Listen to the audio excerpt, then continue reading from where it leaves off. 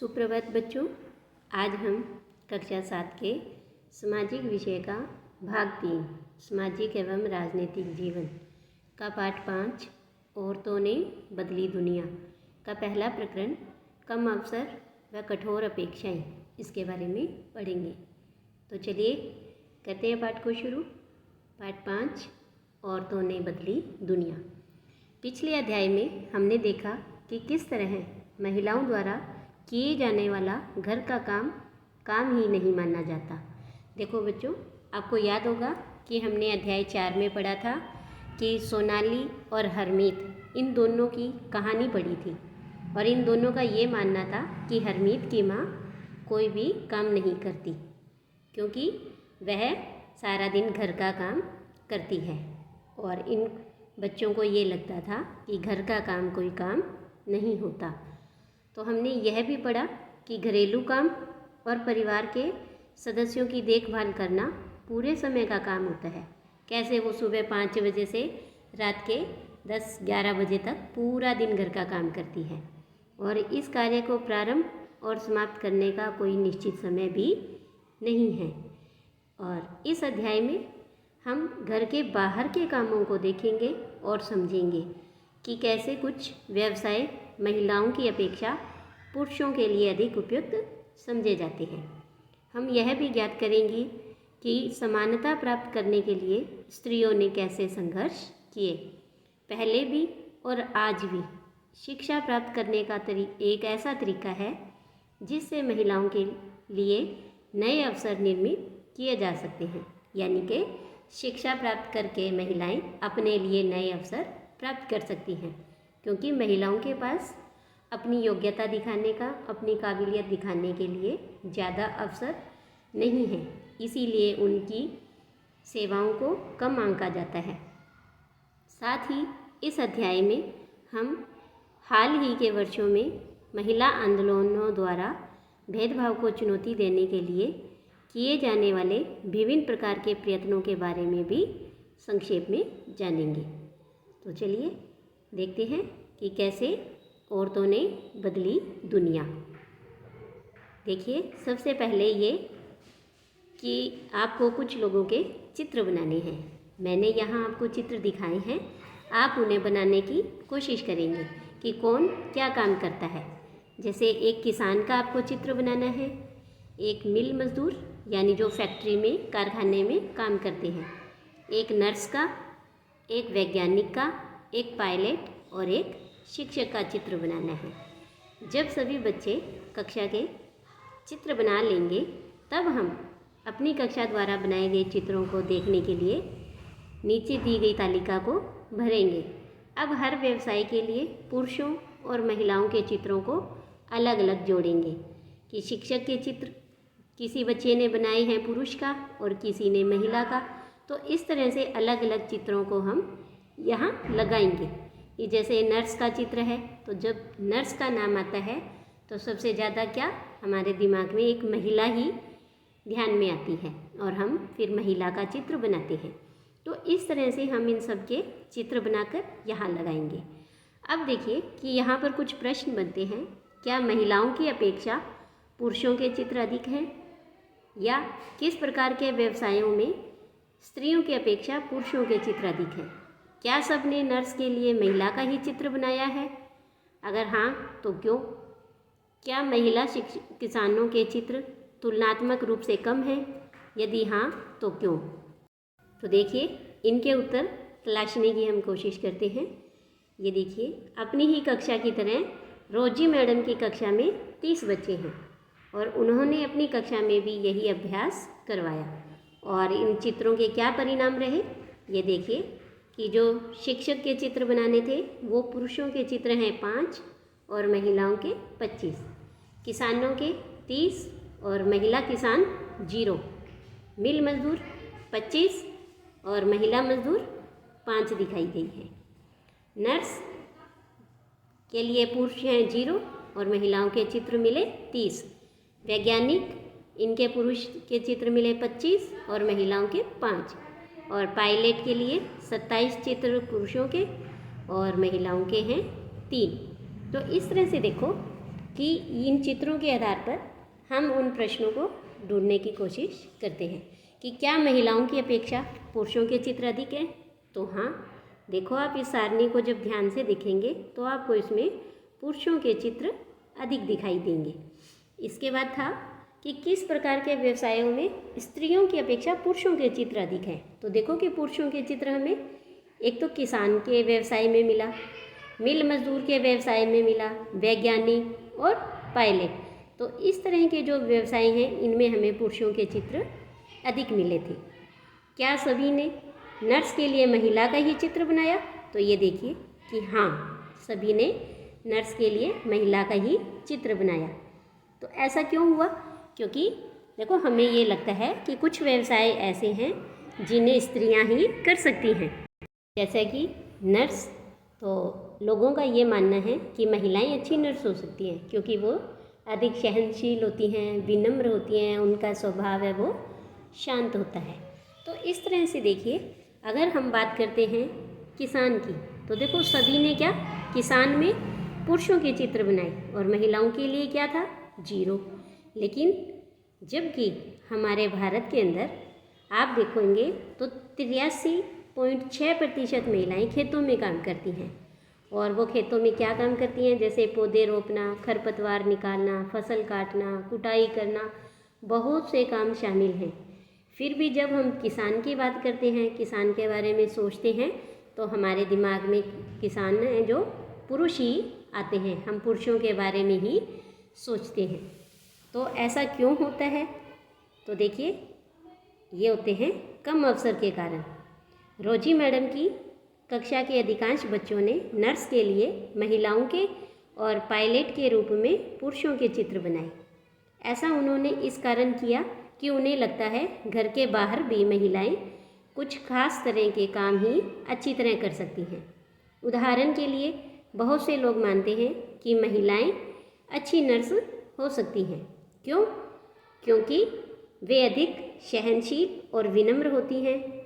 इसे परिवार में स्त्रियों की भूमिका के साथ मिलाकर भी देखा जाता है, क्योंकि जैसे एक परिवार के अंदर महिलाएं बच्चों को, बुजुर्गों को, सबको प्यार से, शांत स्वभाव से उनकी सेवा करती हैं, ऐसे ही उन्हें ये लगता है कि जो नर्स है वो महिलाएं अच्छा कार्य कर सकती हैं। तो इसी प्रकार से ये माना जाता है कि विज्ञान के लिए तकनीकी दिमाग की ज़रूरत होती है और लड़कियों और महिलाएं तकनीकी कार्य करने में सक्षम नहीं हैं। अनेक लोग इस प्रकार की रूढ़िवादी धारणाओं में विश्वास करते हैं, इसीलिए बहुत सी लड़कियों को डॉक्टर व इंजीनियर बनने के लिए अध्ययन करने और प्रशिक्षण लेने के लिए वह सहयोग नहीं मिल पाता जो लड़कों को मिलता है। क्योंकि जैसे डॉक्टर बनना है या इंजीनियर बनना है तो इसके लिए क्या है, काफ़ी उच्च शिक्षा प्राप्त करनी होती है और ट्रेनिंग लेने के लिए बाहर जाना पड़ता है। और इसी रूढ़िवादी धारणाओं के कारण कुछ परिवारों में महिलाओं को, लड़कियों को बाहर नहीं भेजा जाता, जबकि वो अपने लड़कों को बाहर भेजते हैं। इसीलिए लड़कियां हैं वो डॉक्टर और इंजीनियर बनने से रह जाती हैं, क्योंकि उन्हें अवसर ही नहीं मिलता। अधिकांश परिवारों में स्कूली शिक्षा पूरी हो जाने के बाद लड़कियों को इस बात के लिए प्रेरित किया जाता है कि वे शादी को अपने जीवन का मुख्य लक्ष्य मान लें। कि उन्हें यही कहा जाता है कि अपनी पढ़ाई पूरी करो, घर का काम सीखो, फिर तुम्हें शादी करनी है। तो यह समझना आवश्यक है कि हम ऐसे समाज में रह रहे हैं जहां सभी बच्चों को अपने चारों ओर की दुनिया के दबाव का सामना करना पड़ता है। कभी यह दबाव बड़ों की अपेक्षाओं के रूप में होता है, तो कभी यह हमारे अपने ही मित्रों के गलत तरीके से चिढ़ाने के कारण पैदा होता है। तो देखो, ये जो दबाव है ये सिर्फ लड़के या लड़की पर नहीं, दोनों पर ही हो सकता है। तो ये दबाव कई बार हमारे माता पिता हम पर डालते हैं कि आपको ये पढ़ाई करनी है, आपको बड़े होकर ये बनना है, या फिर कई बार हमारे अपने ही मित्र हैं वो हमें चिढ़ाते हैं और उसके कारण भी हमारे ऊपर ऐसा दबाव है वो पड़ता है। तो लड़कों पर कैसे? लड़कों पर ऐसी नौकरी प्राप्त करने के लिए दबाव होता है जिसमें उन्हें अधिक वेतन मिले।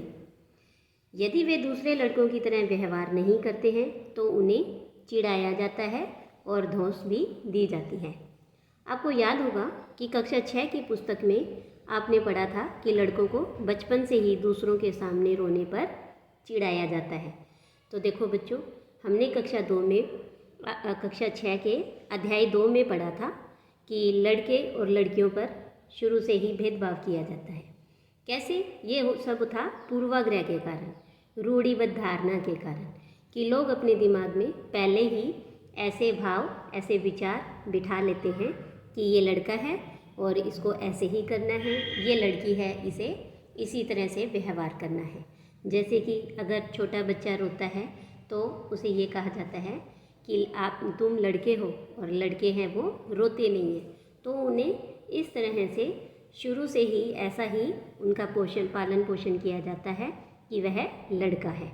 तो इस तरह से ये जो दबाव है वो लड़के और लड़की दोनों पर ही होता है। तो यहाँ कुछ प्रश्न हैं। इससे पहले हम ये देखते हैं कि कैसे रूढ़ियों को महिलाओं ने तोड़ा है। तो देखिए, रूढ़ियों को तोड़ा है। रेल का इंजन आदमी चलाते हैं। ये हम सभी ने लगभग देखा है कि जो रेल का इंजन है वो आदमी ही यानी पुरुष ही चलाते हैं। पर झारखंड के एक गरीब आदिवासी परिवार की 27 वर्षीय महिला लक्ष्मी लाकरा ने इस धारा का रुख बदल दिया है। उत्तरी रेलवे की वह पहली महिला इंजन चालक है। लक्ष्मी के माता पिता पढ़े लिखे नहीं हैं, पर उन्होंने अपने बच्चों को पढ़ाने के लिए बहुत संघर्ष किया। लक्ष्मी की शिक्षा एक सरकारी स्कूल में हुई। स्कूल में पढ़ने के साथ साथ लक्ष्मी घर के कामों व अन्य जिम्मेदारियों में हाथ भी बटाती रही। उसने मन लगाकर और मेहनत से पढ़ाई की। स्कूल पूरा करके इलेक्ट्रॉनिक्स में डिप्लोमा अर्जित किया। फिर वह रेलवे बोर्ड की परीक्षा में बैठी और पहली ही कोशिश में उत्तीर्ण हो गई। लक्ष्मी कहती है, मुझे चुनौतियों से खेलना पसंद है और जैसे ही कोई यह कहता है कि फलां काम लड़कियों के लिए नहीं है, मैं उसे करके ही रहती हूँ। लक्ष्मी के जीवन में ऐसा करने के अनेक अवसर आए। जब वह इलेक्ट्रॉनिक्स करना चाहती थी, जब उसने पॉलीटेक्निक में मोटरसाइकिल चलाई और जब उसने यह तय किया कि वह इंजन ड्राइवर बनेगी, तो उसका दृष्टिकोण सीधा साधा है। जब तक मुझे मज़ा आ रहा है, मैं किसी को नुकसान नहीं पहुंचा रही हूं और मैं अच्छे से कर पा रही हूं और अपने माता पिता की मदद भी कर रही हूं और मैं अपने तरीक़ों से क्यों ना जीऊँ। तो इस तरह से महिलाओं ने अब इन रूढ़िवादी धारणाओं को तोड़ना शुरू किया है, तोड़ रही हैं। अब बात करते हैं हम इन प्रश्नों की, कि नीचे दी गई कहानी को पढ़िए और उसके बाद दिए गए इन प्रश्नों के उत्तर दीजिए कि यदि आप जेवियर होते तो कौन से विषय चुनते, और अपने अनुभव के आधार पर बताइए कि लड़कों को ऐसे किन किन दबावों का सामना करना पड़ता है। तो देखिए, चलिए हम पहले कहानी पढ़ते हैं, फिर इन प्रश्नों को खोजेंगे। जेवियर अपना 10वीं बोर्ड का परीक्षाफल देखकर खुश था। यद्यपि विज्ञान और गणित में उसे बहुत अधिक अंक नहीं मिले, लेकिन अपने पसंदीदा विषय इतिहास और भाषाओं में उसने अच्छा किया था। जब उसके माता पिता ने परिणाम देखे तो वे बहुत खुश नहीं हुए। हे भगवान जेवियर, गणित में तुम सिर्फ 65% अंक लाए हो और भौतिक शास्त्र में भी तुम्हारे अंक बहुत कम हैं। मुझे पता है माँ, पर कोई बात नहीं, क्योंकि मैं गणित और विज्ञान पढ़ना भी नहीं चाहता हूँ। मैं इतिहास पढ़ना चाहता हूँ। तुम इतिहास क्यों पढ़ना चाहते हो? अपने भविष्य के बारे में सोचो। तुम्हें एक अच्छी नौकरी प्राप्त करना है और इतिहास से क्या मदद मिलेगी? इसमें कोई भविष्य नहीं है। उसके पिताजी ने ऐसा कहा। पर मुझे गणित और विज्ञान अच्छा नहीं लगता। तब जेवियर की माँ ने कहा कि समझदारी से काम लो बेटे, गणित ले लो और साथ साथ कंप्यूटर भी सीख लेना। कंप्यूटर सीखने से नौकरी आसानी से मिल जाती है। तो देखा कि किस तरह से जेवियर पर दबाव था कि गणित पढ़ना है और नौकरी करनी है। तो अब हम बात करते हैं इन प्रश्नों की कि अगर आप जेवियर होते तो आप कौन से विषय चुनते। तो देखिए, अगर मैं जेवियर के स्थान पर होती या आप भी अपने जेवियर के स्थान पर होते तो आप अपनी पसंद के विषय चुनते। दूसरा प्रश्न ये है कि अपने अनुभव के आधार पर बताइए कि लड़कों को ऐसे किन किन दबावों का सामना करना पड़ता है। तो देखिए कि बचपन से ही लड़कों पर दबाव बनाया जाता है कि लड़के रोते नहीं हैं, है ना। फिर अगर उनकी इच्छा नहीं है तब भी उन्हें ज़बरदस्ती मजबूरी में अपनी बहन के साथ बाज़ार जाना पड़ता है। इसके अलावा उन्हें अपनी पसंद का विषय नहीं चुनने दिया जाता है। और अगर मानो कि कोई बालक है, कोई लड़का है, वो डांस करना चाहता है या फिर डांस क्लासेस चलाना चाहता है, डांस सिखाना चाहता है, तो उसको चिढ़ाया जाता है, उसका मजाक उड़ाया जाता है कि ये तो लड़कियों का काम है। तो इस तरह से लड़कों पर दबाव बनाया जाता है और उन्हें कई प्रकार की परेशानियों का सामना करना पड़ता है। तो इस तरह से देखिए, हमने ये देखा कि कैसे लड़के और लड़कियों के ऊपर अलग अलग प्रकार के दबाव दिए जाते हैं। इसके बाद है कि हम सभी स्कूल जाते हैं, लेकिन स्कूल जाकर हम जो कुछ सीखते हैं वो किस लिए, तो वो है परिवर्तन के लिए हमें सीखना है। और इसके बारे में हम आगे की वीडियो में पढ़ेंगे। तो आज के लिए इतना ही। धन्यवाद।